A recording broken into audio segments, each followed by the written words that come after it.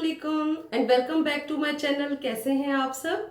Hopefully बिल्कुल ठीक ठाक होंगे। जैसा कि आप जानते हैं कि विंटर जो सीजन है वो एंड हो रहा है और समर सीजन जो है वो स्टार्ट होने वाला है। तो समर में सबसे ज्यादा डैमेजिंग चीज जो है वो ये अल्ट्रावायलेट रेज हैं जो कि आपकी स्किन को डैमेज करती हैं।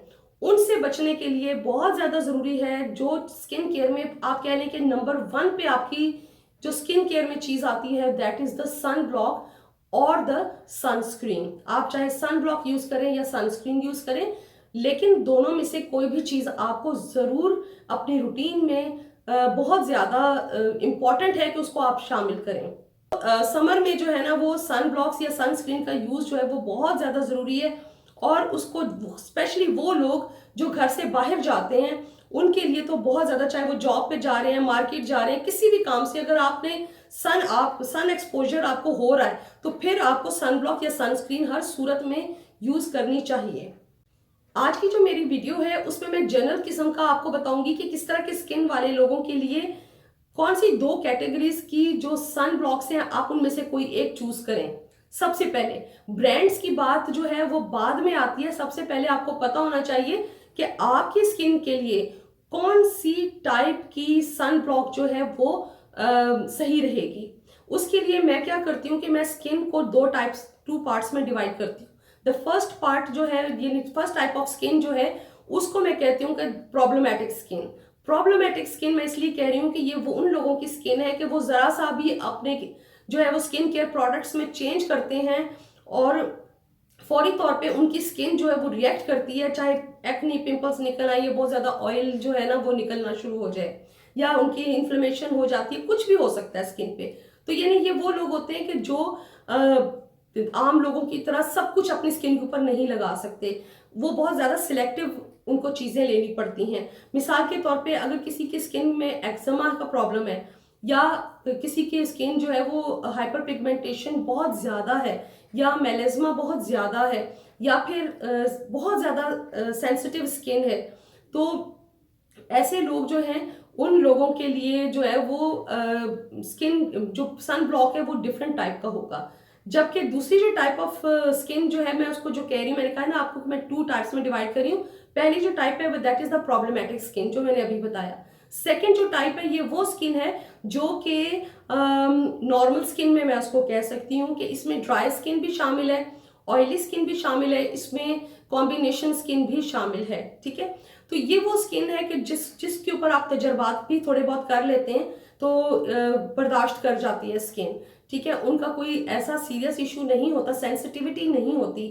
तो अब मैं इस वीडियो में आपको बताऊंगी कि जो प्रॉब्लमेटिक स्किन वाले लोग हैं वो किस टाइप के सन ब्लॉक को यूज करेंगे। ब्रांड्स की बात नहीं कर रही, it is a general video. दूसरे टाइप जो नॉर्मल स्किन वाले हैं वो कौन सी टाइप के स्किन जो है वो सन ब्लॉक्स जो है वो यूज कर सकते हैं। सन ब्लॉक्स को हम 2 टाइप्स में डिवाइड कर सकते हैं। पहली जो टाइप है वो फिजिकल सन ब्लॉक कहलाती है या मिनरल सन ब्लॉक कहलाती है, यानी मिनरल और फिजिकल दोनों इसके नाम है।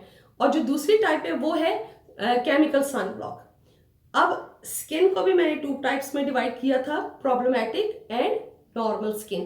तो जो फिजिकल सन ब्लॉक है वो प्रॉब्लमेटिक स्किन वाले लोगों के लिए बेस्ट है, यानी कि चाहे वो सेंसिटिव स्किन है, एक्जिमा वाली स्किन है, ज्यादा हाइपर पिगमेंटेशन वाली स्किन है, मेलेज्मा वाली स्किन है, या फिर जो है बच्चे, जो छोटे बच्चे जैसे स्विमिंग के लिए जाते हैं या आप स्किन प्रोटेक्ट उनकी भी करना चाह रहे होते हैं, तो उनके लिए भी जो है ये फिजिकल या मिनरल सनस्क्रीन जो है ये बेस्ट होती हैं।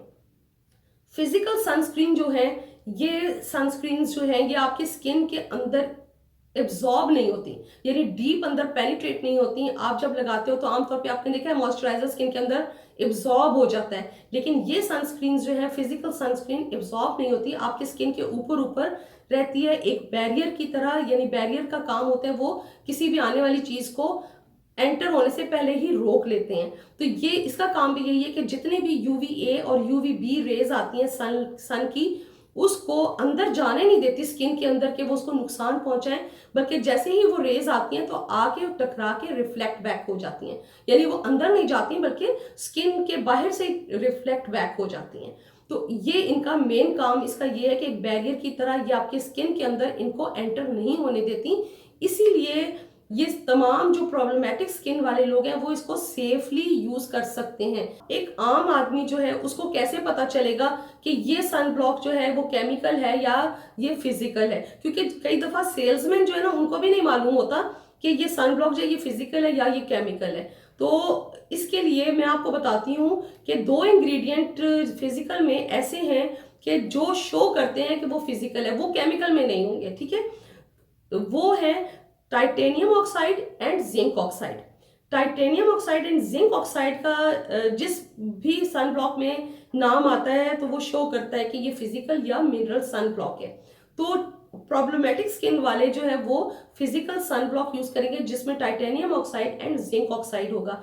आप देखें कि न्यूट्रोजीना की अगर आपने कभी देखी हो तो उसकी एक टाइप है जिसपे लिखा होता है न्यूट्रोजीना शेयर जिंक और दूसरी पे न्यूट्रोजीना शेयर, ठीक है। अब जो जिसपे जिंक नहीं लिखा इट मीन्स के that is a chemical sun block. जिसके ऊपर न्यूट्रोजीना शेयर जिंक लिखा हुआ है इट मीन्स के दैट इज अ फिजिकल और a mineral sun block. Physical sun block का बेनिफिट ये है कि ये जो प्रॉब्लमेटिक स्किन है उनके प्रॉब्लम्स को इंक्रीज नहीं करती क्योंकि ये एब्जॉर्ब नहीं होती, इसलिए स्किन के अंदर कोई प्रॉब्लम क्रिएट नहीं करती। डिसएडवांटेज इसका ये है जिसकी वजह से लोग फिजिकल सनस्क्रीन को पसंद नहीं करते। एक तो ये कि थोड़ी सी ये एक्सपेंसिव होती है केमिकल सनब्लॉक के निस्बत। नंबर 2, ये वाली जो होती हैं ये वाइट कास्ट छोड़ती हैं, यानी जब आप लगाते हो ना तो लगाने के बाद आपकी स्किन के ऊपर ऐसे लगता है कि जैसे एक सफेद सी कोई लेयर लग गई है। नंबर 3, इसको रब करना स्किन के अंदर आप उस व्हाइट कास्ट को खत्म करने के लिए बार बार जब आप रब करते रहते हो तो बहुत देर तक रब करना पड़ता है क्योंकि बहुत थिक होती है। नंबर 4, चूंकि इसकी थिकनेस बहुत ज्यादा होती है तो ऑयली स्किन वाले अगर इसको यूज करते हैं या जिनकी एक्नी प्रॉन स्किन है या जिनके एक्नी का प्रॉब्लम होता है वो जब इसको लगाते हैं तो लगाने के बाद उनको लगता है कि जैसे उनकी स्किन के ऊपर एक बहुत थिक सी लेयर लग गई है, बहुत हैवीनेस फील होती है, तो इसलिए वो लोग इसको पसंद नहीं करते। लेकिन अब इस मसले का भी एक हल है, वो ये है कि अब जो फिजिकल या मिनरल सन ब्लॉक्स आ रहे हैं वो टिंटेड आ रहे हैं, यानी कि अगर आपको व्हाइट कास्ट इसका अच्छा नहीं लगता कि ये जो एक सफेद सी एक तय ऊपर जम जाती है आपको नहीं अच्छी लगती, तो अब आप फिर वो टिंटेड उसी में टिंटेड वाला ले। अब हम बात करेंगे second type of sun block या sunscreen, that is the chemical sun block और सनस्क्रीन। फिजिकल में मैंने बताया था कि वो बैरियर की तरह होती है, यूवीए भी आती है, हिट करती है, रिफ्लेक्ट बैक होती है। केमिकल में ये होता है कि जब आप सन ब्लॉक्स को लगाते हो तो वो आप जब रब करते हो तो वो आपकी स्किन के अंदर एब्जॉर्ब हो जाती है, पेनिट्रेट कर जाती हैं। अब यूवीए भी आती है तो वो वापस रिफ्लेक्ट बैक नहीं होती बल्कि वो भी आपकी स्किन के अंदर एब्जॉर्ब हो जाती हैं। वहां ये सन ब्लॉक्स जो है इनको कन्वर्ट कर देती हैं इनटू हीट और बाद में वो हीट जो है वो आपकी स्किन से रिलीज हो जाती है बाहर की तरफ। ये sun block chemical sun block जो है ये उन लोगों के लिए बेस्ट है जो लोग नॉर्मल स्किन वाले हैं, ड्राई स्किन, ऑयली स्किन और कॉम्बिनेशन स्किन रखते हैं, यानी जिनकी स्किन में कोई प्रॉब्लम नहीं है, प्रॉब्लमेटिक स्किन नहीं है, वो तमाम लोग जो है वो केमिकल सन ब्लॉक जो है उसको यूज कर सकते हैं। क्योंकि केमिकल सन ब्लॉक्स जो हैं वो लाइट कंसिस्टेंसी के होते हैं, थिक नहीं होते, व्हाइट कास्ट नहीं छोड़ते, यानी लगाने के बाद आपके वो एक चिट्टा सा जो है ना वो फेस के ऊपर कोई कास्ट नहीं होता, तो वो नहीं होता। इसके अलावा आपकी स्किन को मॉइस्चराइज करते हैं, यानी लगाने के बाद आपको लगेगा कि आपने कोई लोशन लगाया हुआ है और आपकी स्किन जो है वो मॉइस्चराइज्ड है। और इसके अलावा ये कि आप सबसे बड़ा बेनिफिट है कि इसको लगा के थोड़ी देर के बाद आप अपना बाकी मेकअप भी इसके ऊपर कर सकते हो। तो इस वजह से ज्यादातर लोग जो है वो केमिकल सनस्क्रीन को ज्यादा पसंद करते हैं। इसमें जो है ना एक्टिव इंग्रेडिएंट्स वैसे तो बहुत सारे और बहुत सारे ब्रांड्स अपने डिफरेंट जो है वो एक्टिव इंग्रेडिएंट्स जो है वो शामिल करते हैं जिनको यूवी फिल्टर्स भी बोला जाता है, लेकिन इसमें मैं 3 जो मोस्ट कॉमन है वो मैं आपको बताती हूँ, जैसे ऑक्टिनोक्सेट है, एवोबेंजोन है या ऑक्सीबेंजोन है। तो ये वाले जो है ना इसके एक्टिव इंग्रेडिएंट्स हैं जो कि इसमें पाए जाते हैं। डिसएडवांटेज को अगर हम देखें ना तो इसमें डिसएडवांटेज वो ये है कि अगर आपको अचानक घर से बाहर जाना पड़ रहा है तो आप इसको यूज भी कर लेते हो तो ये 15 से 20 मिनट का टाइम लेता है अपनी वर्किंग करने के लिए, यानी कि जो फिजिकल है ना उसमें आपको कोई वेट करने की जरूरत नहीं होती। आपने बस लगाया और बाहर चले जाए, वो लगाते ही वो अपना काम कर लेता है। नंबर 2, इसमें चूंकि मल्टीपल इंग्रेडिएंट्स होते हैं, यानी बहुत सारे केमिकल्स को डाला जाता है और उसके बाद ये सनब्लॉक बनता है, तो इस वजह से क्या होता है कि कुछ सेंसिटिव स्किन वाले अगर इसको यूज करते हैं तो उससे उनको इरिटेशन होने का भी डर होता है, या स्टिंगिंग सी फीलिंग जो होती है ना, सेंसेशन उनको, क्योंकि हो सकता है कि आपकी स्किन किसी खास इंग्रेडिएंट जो है उसके लिए सेंसिटिव हो। तो अब आप ये देखें कि आपकी स्किन किस टाइप की है, फिर उसके मुताबिक आप चूज करें कि आपको फिजिकल लेनी है या केमिकल लेनी है। तो जब आप ये डिसाइड करेंगे तो फिर आप ब्रांड्स की तरफ आए कि आपको कौन से ब्रांड की लेनी है, वो चीज बाद में आती है। अब दे मुझे नेक्स्ट वीडियो तक इजाजत। अल्लाह हाफिज।